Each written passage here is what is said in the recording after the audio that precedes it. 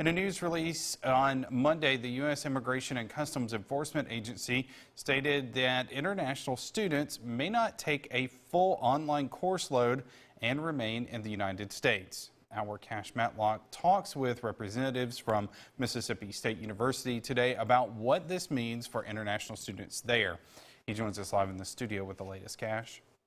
Well, Joey, Mississippi State University has plans to open its campus up to in-person classes on August 17th. The university will be offering some classes on campus and some online. But if the state or federal government forces universities to go fully online, that won't be good for some international students. MSU says it's working hard to keep those students affected in Starkville. We want to make sure our international students stay and that we're doing everything we can do as a university to make them feel comfortable, safe, secure in their status here at Mississippi State University in Starkville. Dr. Julie Jordan is the interim vice president for research and economic development at Mississippi State University.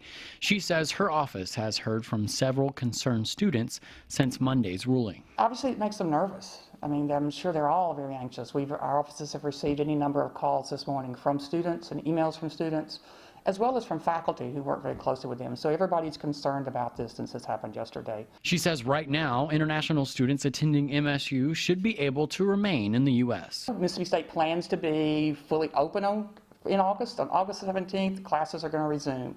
They won't look like they did. Most of them some will be online, some will be in person. Dr. Jordan says the only way students at MSU will be affected is if the university is forced to go fully online. If we are announced that we are in a fully online only mode, then those students will have to return to their home countries. The loss of international students is sure to have an economic impact on not just Starkville, but the entire country.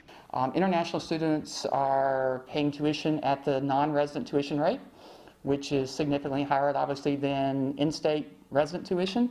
And they buy homes or they rent apartments and they buy food and they go to the grocery store. So the hundreds of thousands of international students that this would potentially impact across the country is significant. Not to mention a personal impact on each student. Some of them have dependents here. They brought their families with them. It affects their families. Clearly, if they have a job, if they're a graduate assistant, they're here, they have a job, they're working on their PhD. If they go home, that all goes away.